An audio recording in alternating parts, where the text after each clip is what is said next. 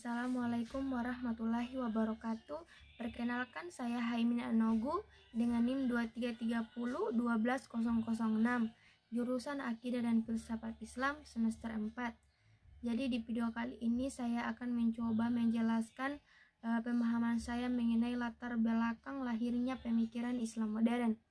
Baik, langsung saja.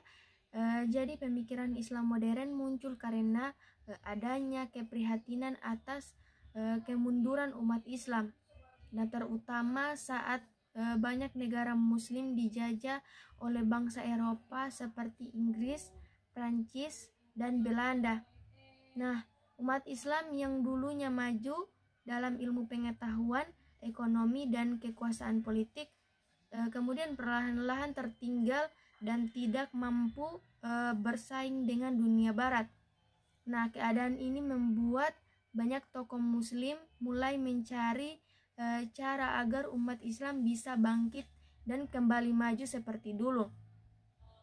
Nah, kemudian salah satu penyebab utama kemunduran ini yaitu karena umat Islam berhenti berpikir kritis dan hanya mengikuti pendapat ulama-ulama terdahulu tanpa mempertimbangkan perubahan zaman sekarang.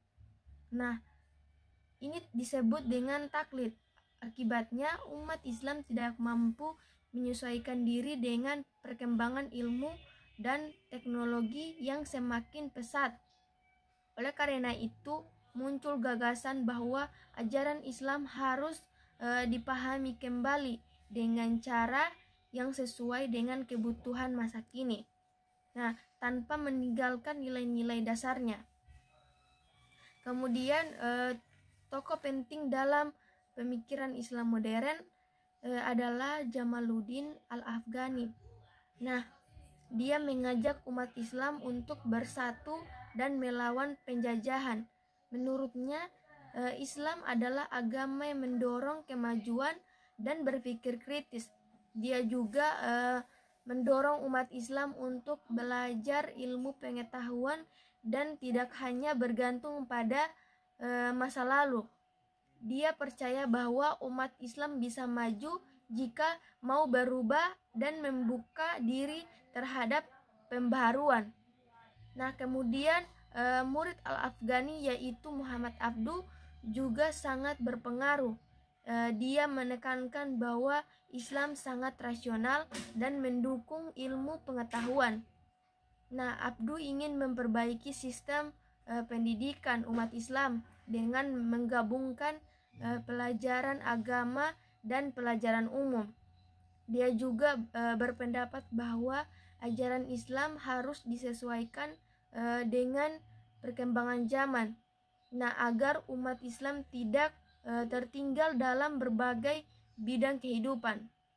Nah, kemudian pemikiran Islam modern tidak hanya membahas soal agama, tetapi juga soal pendidikan, keadilan sosial, politik, dan hak asasi manusia.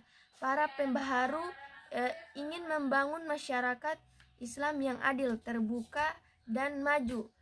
Mereka percaya bahwa ajaran Islam sebenarnya sangat mendukung keadilan dan kesejahteraan, bukan sebaliknya.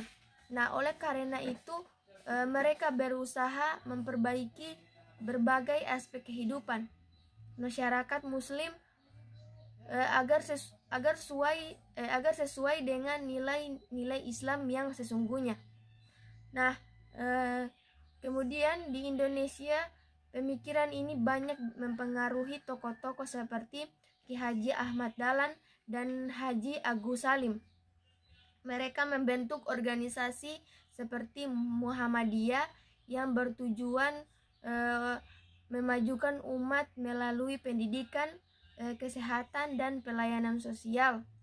Banyak pemikiran Islam modern di Indonesia mendorong umat untuk belajar berpikir terbuka dan aktif dalam membangun bangsa dengan tetap berpegang pada ajaran Islam. Kemudian pemikiran Islam modern juga mendorong kesetaraan termasuk peran perempuan. Nah, dalam masyarakat, para pembaharu meyakini bahwa perempuan memiliki hak yang sama dalam pendidikan dan kehidupan sosial. Nah, ini semua berdasarkan para prinsip Islam yang sebenarnya menghargai perempuan. Mereka juga menolak anggapan bahwa Islam bertentangan dengan demokrasi atau hak asasi manusia. Bahkan sebaliknya, Islam bisa sejalan dengan nilai-nilai tersebut. Nah, meskipun begitu, tidak semua orang setuju dengan pemikiran ini. Sebagaimana kelompok menganggap bahwa pemikiran Islam modern terlalu bebas dan bisa merusak ajaran Islam yang murni. Mereka lebih memilih untuk mempertahankan cara berpikir lama. Namun perbedaan pendapat ini justru menunjukkan bahwa Islam adalah agama yang kaya dengan pemikiran dan terbuka. Kemudian pemikiran Islam modern bukan ingin mengganti ajaran Islam, tetapi ingin membuat umat lebih mampu dan paham menghadapi zaman modern. Jadi Islam tidak boleh dilihat sebagai sesuatu yang kaku dan tertutup, tetapi sebagai agama yang dinamis dan bisa memberi solusi untuk masalah-masalah kehidupan saat ini. Dengan cara ini umat Islam bisa berpegang pada agamanya sambil terus maju dan berkembang. Nah, jadi pemikiran Islam modern lahir karena keinginan untuk memperbaiki kondisi umat Islam yang tertinggal dengan membuka kembali ruang istihad dan berpikir kritis. Pemikiran ini mendorong umat untuk kembali kepada Islam yang murni, rasional, dan sesuai dengan perkembangan zaman. Ya, ini adalah jalan agar umat Islam bisa bangkit dan berperan aktif dalam membangun dunia yang lebih baik. Ya, sekian dari saya. Mohon maaf jika ada kesalahan. Wallahul muwaffiq ila aqwamit thoriq. Wassalamualaikum warahmatullahi wabarakatuh.